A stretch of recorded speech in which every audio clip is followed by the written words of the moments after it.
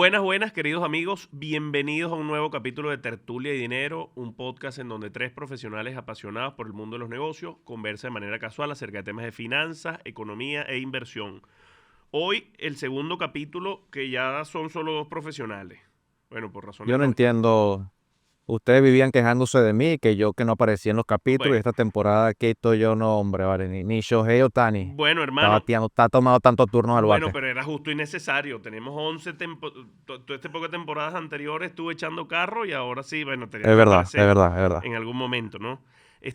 Hoy vamos a hablar de modelos de negocios diseñados para sectores de menor poder adquisitivo, José Miguel, atacando, bueno, no digamos atacando, eso es una palabra muy fea, pero digamos, tratando o invitando a los emprendedores, a los comerciantes y a los empresarios a que piensen también en esos sectores que también consumen, que tienen poder adquisitivo y que son la mayoría de la población, y no vean solo como esa economía de nicho, ¿no? Y esa economía de lo que llamamos en Venezuela ese dólar caro. Este, vamos a conversar un poco sobre estos temas y vamos a dar algunos ejemplos que los van a sorprender, ¿verdad, José Miguel? Vamos a escarbar en nuestros pasados para ver qué hay por ahí de modelos emprendedores para bajo poder Me adquisitivo. parece bien. Mira, cuéntame de qué va eso o sea, ¿se puede verdaderamente diseñar un modelo de negocio para un sector con con menor poder adquisitivo? Porque al final, para mí, bueno, tú si tienes un pequeño negocio, un kiosco, no sé, una venta de empanadas o algún emprendimiento, bueno, sencillamente vendes y ya, ¿no? No funciona así. O existe la posibilidad de tú armar una estrategia de precio, de tú, digamos, adaptarte un poco a ese nivel de poder adquisitivo del consumidor. Siempre, y de hecho quiero apalancarme, lástima que Asdrúbal no nos acompaña hoy, no recuerdo a dónde estará vacacionando esta semana, Debe estar en Los ya Roques estuvo ya no, Madrid y Francisco fue la semana o pasada, capaz está en Canaima. o en Canaima, sí.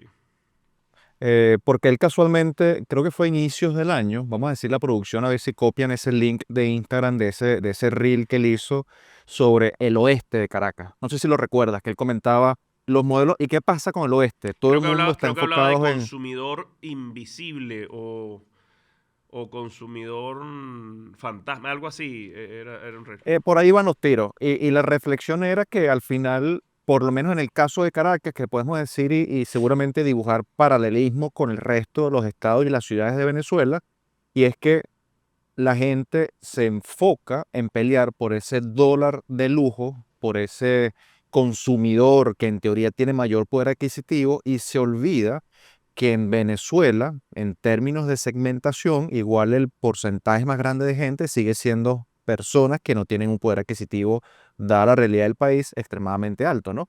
Y hay que verlo claro, o sea, Venezuela no es un mercado homogéneo, sino que es de nuevo, una economía profundamente segmentada. Sin duda alguna, hay burbujas donde circula con mayor facilidad el dólar. Las Mercedes, Lechería, el este de Caracas, etcétera. Pero es un error que cometen muchos emprendedores y empresarios en pensar que esos pequeños segmentos, que esos pequeños nichos representan el país completo. ¿Cuál es la realidad? Que la mayoría de la población sobrevive con ingresos muy bajos e incluso no solamente con ingresos muy bajos, sino que muchas personas no tienen mecanismo de cobertura. Sí, total. Entonces no es solamente que son ingresos muy bajos, sino que son muchas personas que incluso sus ingresos y sus ahorros, si los llegasen a tener, los tienen en bolívares, ¿no? Y esto crea este desbalance, de qué es el objetivo del capítulo de hoy, porque al final esto es un podcast que habla desde lo económico hacia la visión empresarial, que es que los emprendedores, los empresarios están obsesionados con, abro comillas, cliente premium, cierro comillas. Todo el mundo está enfocado en crear modelos de negocios para ese dólar de lujo e ignoran, como dices tú, a esa mayoría silenciosa. Y tú lo ves desde los nombres de las empresas en Venezuela. Ojo, no tengo nada malo, porque si tú preguntas el nombre de FinBi es Finance and Business en inglés, pero casi todo el mundo, los nombres, los modelos de negocio en Venezuela, casi todos son con anglosajismo, Sí, sí. si esa es la palabra o la forma en la que se dice, y no Anglicismo. tratan de anglicismo, no tratan de venderle al consumidor, Que al, no quiero decir empobrecido, sino con bajo poder no, y que adquisitivo. al final, sí, con bajo presupuesto y que al final, ojo, que al final es la mayoría de la población. Yo igual que tú lo veo así, ¿no? A mí me sorprende cómo de alguna manera la economía venezolana o las estrategias comerciales de los emprendedores y los comerciantes se fueron paulatinamente enfocando en esos nichos, digamos, de altos ingresos que de una u otra manera podían pagar esos bienes y servicios, pero como creo que lo dijimos en algún momento acá en el podcast, probablemente esos nichos, esos famosos 1,5 millones de venezolanos que sí tienen algo más de poder adquisitivo, no aguantan una tienda de traje de baño más. Ojo, y con todo el respeto lo digo, no me vayan a caer después en las redes, ¿no? Pero a ver, no aguantan un restaurante más, no aguantan los pueblos de las principales ciudades Mm. de Venezuela probablemente no aguanten una cancha de pádel más, y en algún momento pasó con los bodegones, lo hablamos. Y lo que sí probablemente aguantan es una propuesta o un modelo que esté, digamos, pensado y pensado de manera estratégica. No digo que monten, Eso es muy clave, o sea, muy clave. Y te quiero interrumpir con esto dale, para darte esta idea para escucharte. ¿Sabes cuál es el problema realmente?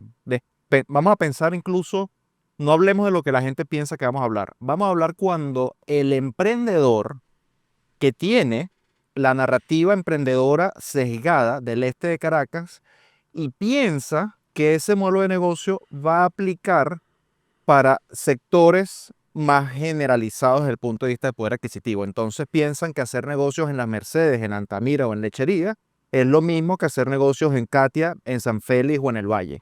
Y esa lógica, muchas personas también cometen ese error. O sea, no es tanto la distinción de no voy a atender a ese segmento de la población, sino es asumir que casi que el consumidor tiene que venir sí o sí a consumir de su modelo de negocio porque es lo que hay. Y es un error garrafal. 100%. Mira, el otro día conversaba con una persona que trabaja, vive en el interior del país, trabaja en una finca, y él me decía, me contaba que según su criterio, la señora de la bodega, de como a un caserío que está a unos minutos de esta finca, según él estaba rica porque vendía la Coca-Cola en $4.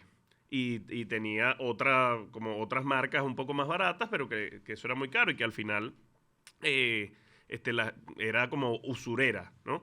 Y al final del día, bueno, la señora siempre vendía todo su inventario, siempre tenía todo su refresco, entonces tú ibas, no sé, entre semana y ya de repente no había vendido, mira, llega mercancía mañana, llega mercancía pasado, y yo le justamente conversaba, yo decía, bueno, pero no crees, o sea, ¿no crees que si está vendiendo es porque la gente al final le gusta Coca-Cola y está dispuesta a pagar, si tenga que hacer, digamos, un sacrificio un poquito mayor en detrimento de alguna otra cosa, ¿sabes? Comprar, no sé, la Claro. Coca-Cola en $4, que es carísima, versus alguna otra, no sé, pan.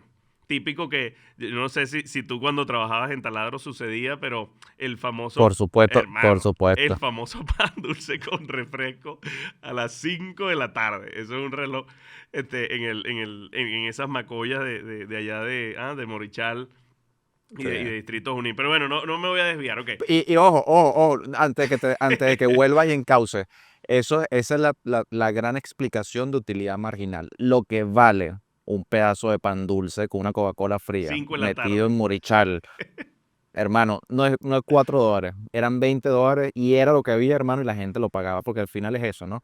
Pero, a ver, yo creo que para encauzar el capítulo, puede valer y puede ser útil tomar en consideración y hacernos la pregunta de qué significa emprender para segmentos de bajos ingresos, ¿no? Porque al final también me he encontrado cuando he tenido conversaciones o casos de consultoría o sencillamente los veo en las redes que mucha gente a veces confunde emprender para segmentos de bajos ingresos como si fuese caridad, como si fuese asistencialismo, cuando al final es sencillamente proveer un modelo de negocio, un producto, un servicio, entendiendo cuál es el Sí, terreno. Al final, a un consumidor diferente, que tiene un patrón de consumo que es distinto al patrón de consumo del nicho de dólar caro. y Adrúa lo ha comentado muchas veces, y de hecho, emprender en contextos empobrecidos no es hacer productos para pobres, al final es intentar construir soluciones que estén adaptadas a ese Sí, consumidor. sí, sí, La total. rentabilidad sigue siendo posible, pero esto exige otra mentalidad, porque al final tú tienes que comprender como emprendedor, como empresario, cuáles son las condicionantes del consumo. Las condicionantes son que el ingreso es limitado y variable, hay prioridades centradas en lo esencial, hay una fuerte cultura de informalidad, lo cual al final para el trato directo con el consumidor, cuando tratas de entender cuáles son sus necesidades y sus requerimientos a la hora de incorporarlos en tu producto y servicio, tienes que intentar entender esa base de informalidad. Hay desconfianza generalizada hacia marcas nuevas o ajenas Total. y Cero al consumo final discrecional.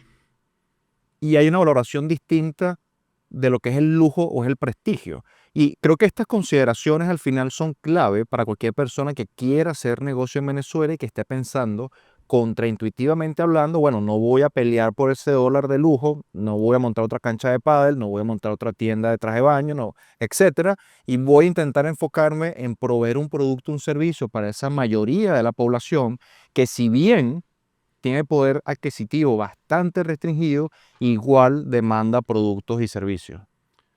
No, perfecto. Mira, yo estoy alineado y de hecho pongo acá un ejemplo, ¿no?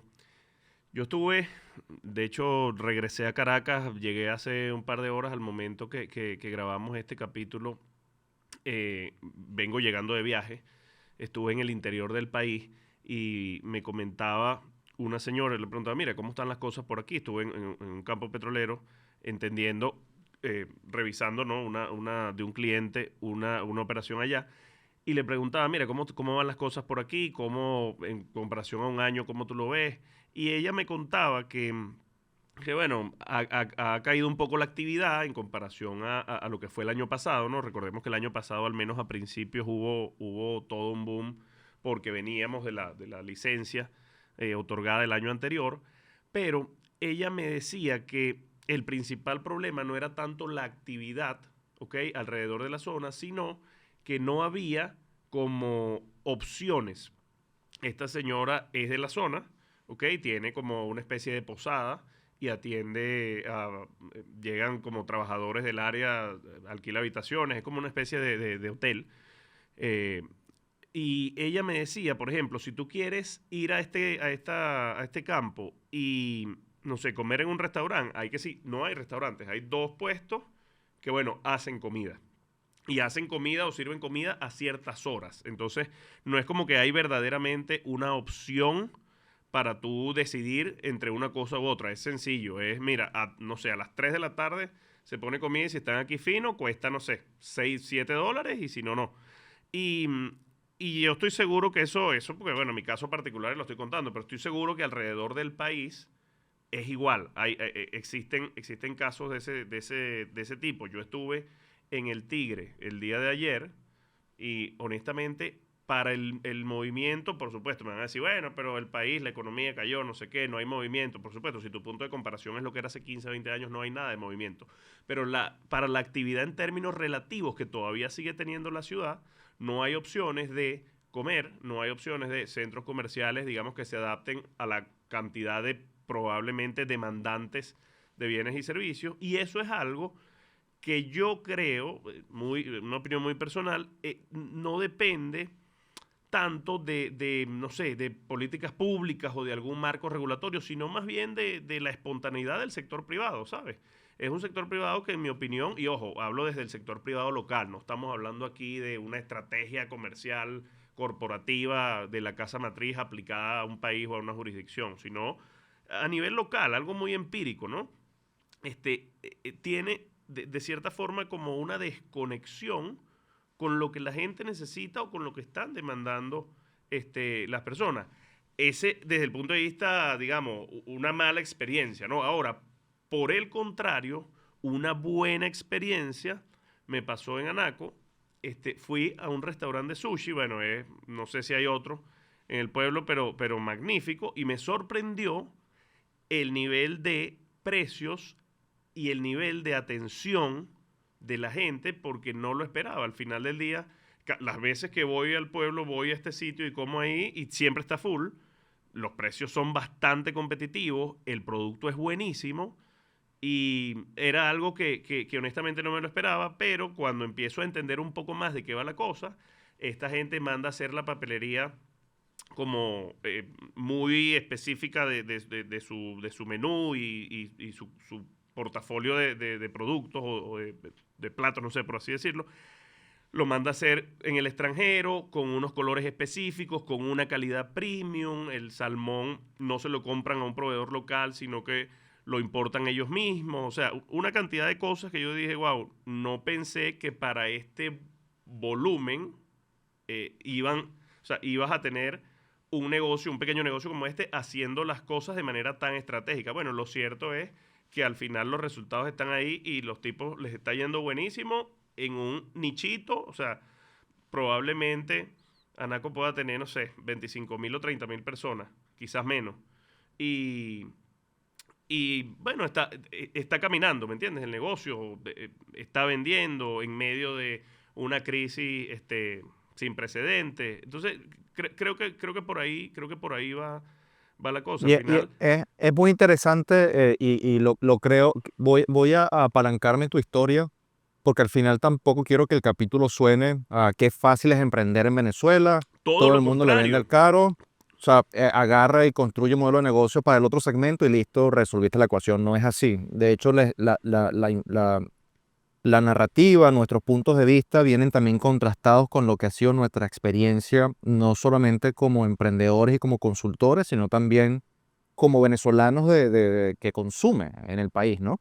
Eh, Mira, y que bueno, te- y que descontando lo obvio, que es la situación macro, inflación, la falta de financiamiento, lo difícil que es emprender en Venezuela, es bueno, para aquel que ya está emprendiendo o decide emprender y que ya está con un negocio en marcha o que incluso un empresario al que el país se le quedó pequeño en términos de que tengo una estructura demasiado grande y ahora tengo que acoplar mi estructura de negocio y empresarial para el país que tenemos hoy, es pensar estratégicamente cómo ir encontrando valor en su propuesta de valor, en su propuesta de servicio. Mira, un gran ejemplo de esto es Baraco.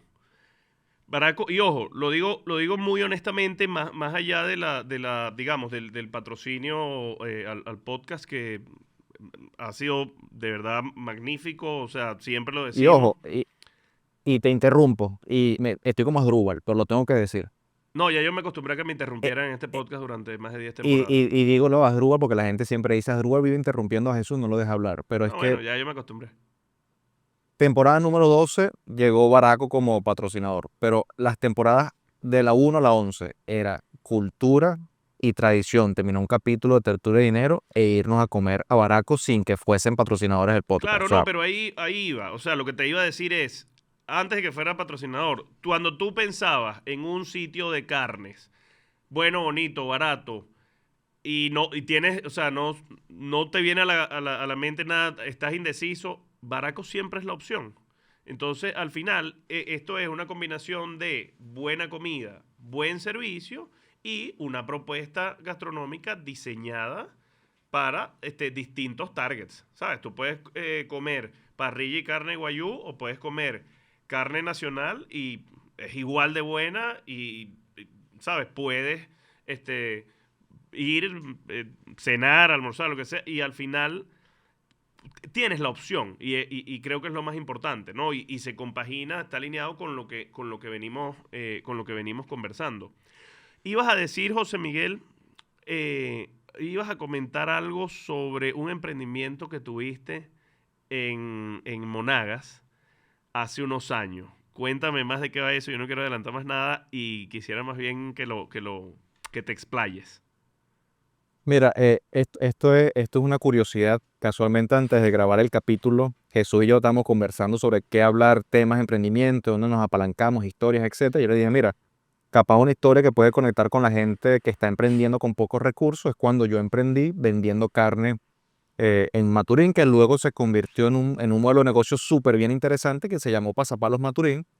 Eh, yo tuve la suerte, la verdad es que mis padres no querían dejarme trabajar hasta que yo me graduara. Yo hice 2 carreras universitarias, yo terminé la UDO en 2012, me gradué en 2013 y como ingeniero de petróleo y estudié también para ser profesor de inglés en el pedagógico y me gradué en 2014. Hasta que Ok, yo no me graduara, mis padres digamos que nunca quisieron que yo trabajara hasta que tuviese mis títulos. Después que tuviese mis títulos, haz lo que te diera la gana. Cuando yo me graduó, ya tenía en mente un modelo de negocio que me había parecido muy interesante, que era el de proveer los servicios de pasapalos o de pasabocas, como se le conoce en el resto del país, pasapalos, pasabocas, para las tesis de las universidades. Porque cuando yo fui a presentar mi tesis Para en la la UDO, me tesis di dices para cuenta la presentación, para la defensa del trabajo de grado, pues. para la defensa del trabajo de Ok, grado. Cuando yo fui perfecto. a presentar mi trabajo de grado en la UDO, me di cuenta de que estaba buscando quién proveía ese servicio en la universidad y no había nadie que lo proveyera. Entonces dije, aquí hay una oportunidad de negocio bien interesante y empecé a arrancar este modelo de negocio que se llama Pasapalos ¿En Maturín. esa época ya Pero, leías bastante o no tenías ese hábito de la lectura? no, el hábito de la lectura, me gustaba leer periódicos y cosas así. Leía, o sea, sí leía, pero ni de cerca como leo hoy. Ok. Pero previo al tema de los pasapalos, porque me desvié, me fui con los pasapalos, que al final fue un negocio bien interesante. Yo tenía un modelo de negocio que al final era un modelo de negocio disruptivo, porque yo vivía en Maturín y me iba Adelante, adelante, lánzalo. tenía una relación de negocio con los carniceros de Santa Bárbara y Aguasay. Entonces yo cuadraba Son con unos ellos las pueblos cerca de compras, por Maturín. ejemplo. La compra, o en ese momento no existía Clave Ganadera. Recuerden, Clave Ganadera la mejor Te- plataforma para invertir en ganadería en Venezuela. Bueno, puedes echarle la Pero yo, culpa a que Clave Ganadera no existía y por eso fracasaste. Pero yo ve que siempre he estado ligado con el tema de la ganadería y el tema cárnico en Venezuela, Clave Ganadera siendo un botón. Yo me lanzaba Magnífico. para Aguasay y para Santa Bárbara, tenía cuadrado ya con los carniceros la compra de los dos lomitos, los dos solomos, compraba las puntas, etcétera, y esa carne premium, ellos mismos me la ponían bonita, me la limpiaban, yo venía, la empaquetaba, la ponía en bandeja y se la vendía con un factor por encima, 1.5, 1.6 o lo que sea, Un a los markup. papás de mis amigos Imagínate. tenía mi markup. Ese fue el emprendimiento que luego llevó al tema de los pasapalos, porque entre una cosa y otra me empezó a gustar mucho el negocio de la comida, porque no solamente al final terminé vendiéndole carne a los papás de mis amigos, sino que fui conociendo gente.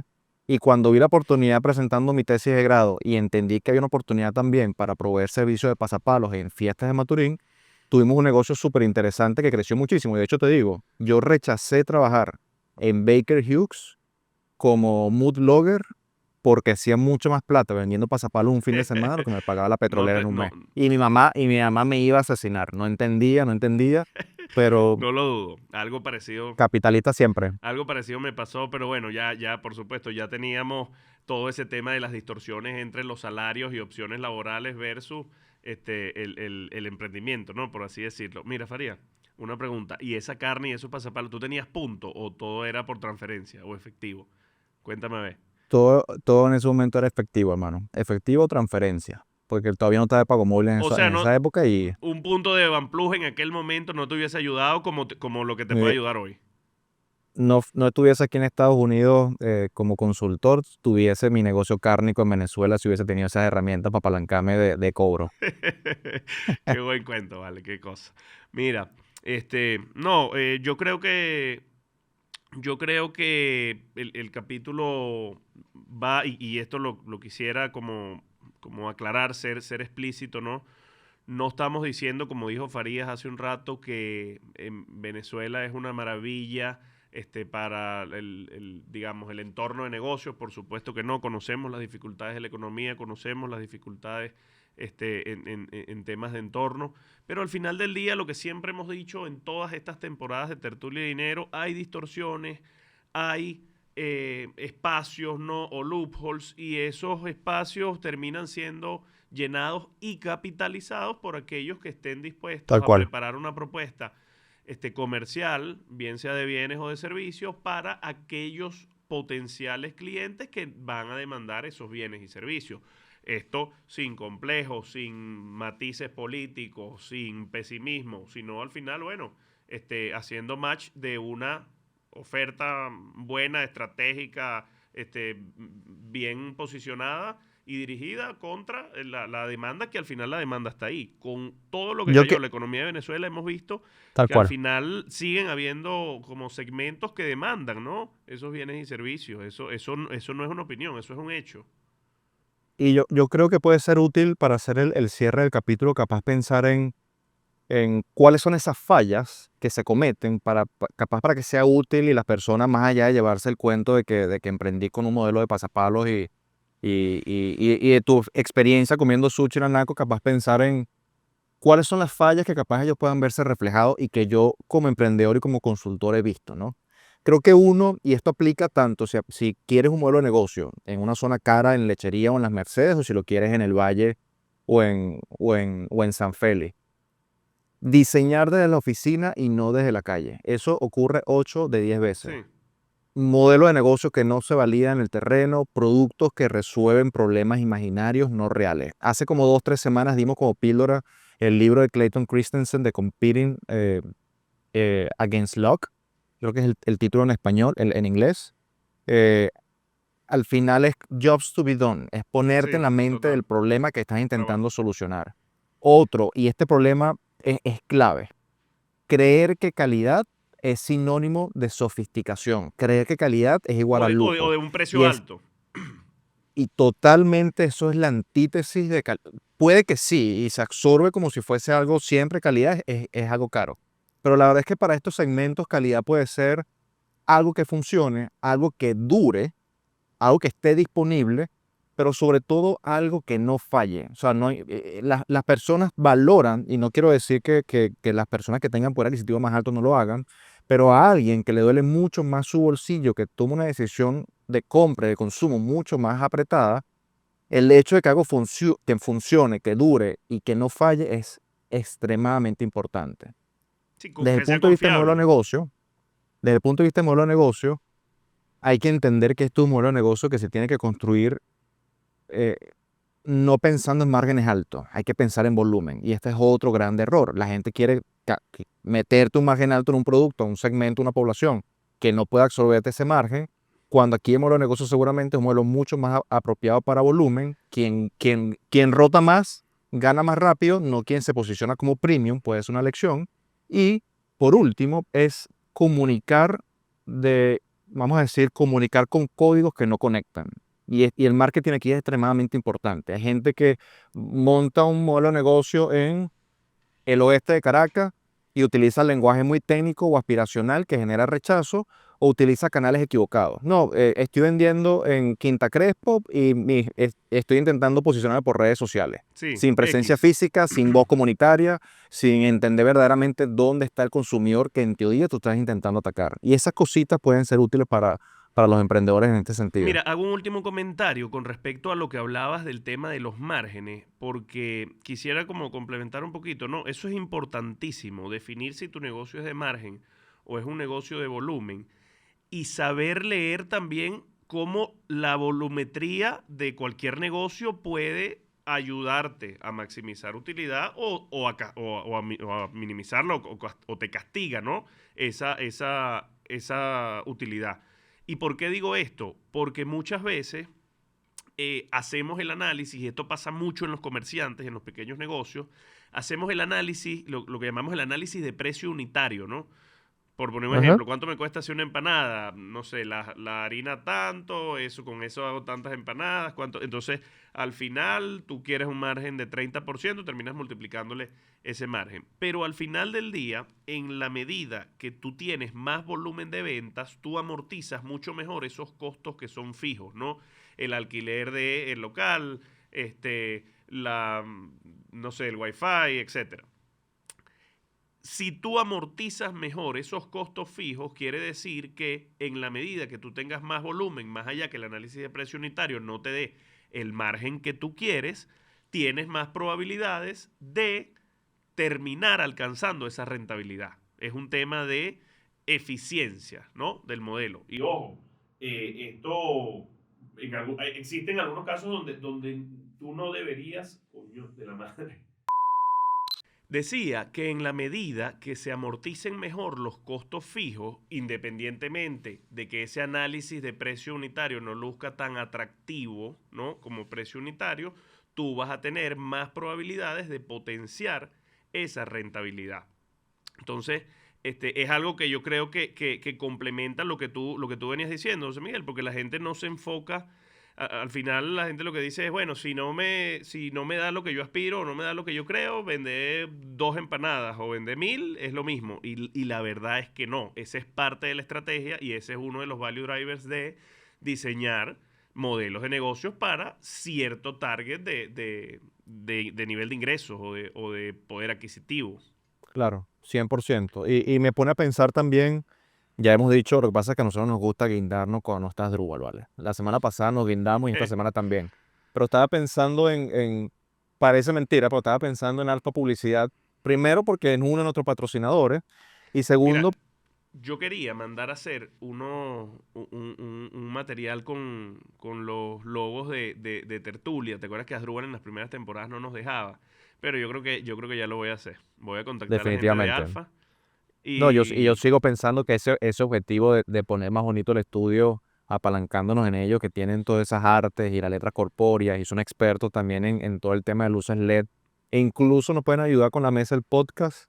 Es un gran, sin duda alguna, un gran value driver de tener Alfa Publicidad en nuestro team de patrocinadores. Pero estaba pensando, para cerrar la idea, que al final, pensando en Alfa Publicidad, que tiene digamos, sus oficinas en Quinta Crespo, y que es un negocio ubicado en un sector popular y que también creció enfocado, nosotros que lo tenemos como clientes en temas de consultoría y sabemos que es una empresa familiar de más de 30 años y que vienen creciendo hasta el punto de estar hoy colocando prácticamente muchísimas vallas en toda Caracas a pesar de la sí, compleja situación y tienen clientes como Farmatodo, Banesco, etcétera. Es que al final conversando con ellos y entendiéndolos como propuesta de servicio, estaba pensando en qué principios también, ya hemos hablado de qué evitar, qué no hacer, pero qué principios se pueden llevar las personas como conclusión de este capítulo, ¿no? Y creo que el primero puede ser una propuesta de valor clara y sencilla y funcional, o sea, qué problema urgente resuelves o estás intentando resolver. Si tu cliente entiende tu beneficio en 10 segundos, o sea, si no sabes explicarlo y si tu cliente no lo sabe, es muy difícil tener una propuesta de valor que sea fácilmente escalable en este tipo de segmento de mercado. Lo otro es tener precios accesibles con estructuras que sean flexibles. Al final, y se vio mucho en la Venezuela de la escasez, formatos fraccionados, productos que se vendían en combo, microservicios, entender la fortaleza de tener pagos a plazo, pagos por partes, pagos con facilidad transaccional, entender los canales de distribución que sean los más realistas, los más aplicables para este modelo de negocio y para este segmento de la población. Y por último, de nuevo lo decíamos ahorita, el marketing es muy importante, o sea, es un marketing más orientado hacia lo comunitario y no hacia lo corporativo, apalancarse más en el boca a boca, en la demostración directa, que propiamente en estrategias de redes sociales rimbombantes que al final no llegan a ese consumidor final, ¿no? Creo que esos principios para hacer la conclusión de este capítulo pueden ser muy útiles como modelo de negocio para esos segmentos de bajo poder adquisitivo en Venezuela, ¿no? Me parece espectacular, Farid. Y a propósito de el tema de emprender en Venezuela, jamás hemos dicho que es fácil, pero hoy particularmente grabando este capítulo se ha ido la luz 3 veces. Tres Si veces. notan inconsistencia de repente es porque los muchachos de producción ahí tienen que hacer magia porque Sí, de sí, sí. verdad que ha sido una locura. Edición Pero tiene que... a pesar de esto, emprendan en Venezuela ayer. 100%, no, 100%. Y aquí está, hermano, el equipo técnico, los productores, de verdad que, bueno, magnífico. Seguimos para adelante. Farías, píldora, se nos acabó el tiempo. Píldora, Bueno, a ver, píldora, traída a no, ustedes, no va a a ser los que nos Churchill, ven, a la audiencia, por mentes curiosas. Dame un buen no va, libro a- hoy. no va a ser Carlos Rangel del Buen Salvaje, Buen Revolucionario que No, no, no, no, aplicaría no, para por Venezuela. favor, hermano. Estaba pensando en un libro de Algo emprendedores que suave. ya fue una recomendación en algún momento. Emprender en entornos difíciles, con falta de financiamiento, con problemas con proveedores, en un mercado competido, con un equipo pequeño, con problemas de todo tipo. La biografía de Shoe Dog, que se llama Nunca te pares en español, los amigos de Mentes Curiosas la tienen. Para mí es una de las mejores biografías, no solamente de negocios, sino biografías de vida que he leído y que he escuchado, porque de hecho también he escuchado el audiolibro. Nunca te pares de Phil Knight, que es el cofundador de Nike. Me parece que es maravilloso, sobre todo porque es una biografía que no, uno pensaría que casi que te va a narrar hasta la actualidad de Nike. Y es curioso y el tipo narra son solamente los primeros 10, un poquito más, un poquito menos de años de historia de la compañía, los años verdaderamente fundacionales. Y habla de la importancia del equipo, de la cultura, de seguir adelante, de enfrentar problemas, obstáculos. El tipo empezó vendiendo zapatos desde su carro, se financió con sus padres, tuvo un buen mentor y un buen socio, un gran equipo, enfrentó dificultades asociados y amarrado con este equipo que fue una unidad increíble. y al final, con mucha innovación, salió adelante y bueno, construyó la gran empresa que todos sabemos hoy que es Nike, ¿no? Entonces, en cierto paralelismo, salvando las magnitudes con emprender en Venezuela, honestamente creo que es una gran biografía para emprendedores y empresarios en el país. Me parece magnífico y además oportuna dada la caída reciente de Nike, hablando justamente de ese tema de los obstáculos, ¿no? Una Ujú. caída que en principio, dicen los analistas, está potenciada por esa incertidumbre en tema de aranceles. Ellos producen principalmente en Asia.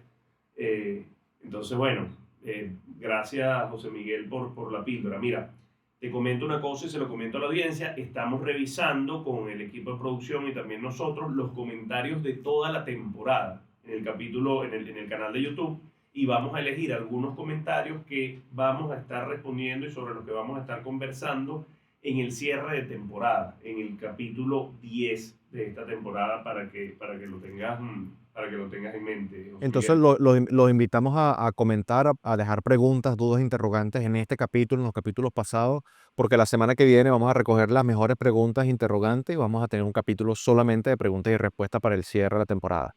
Así es, así es.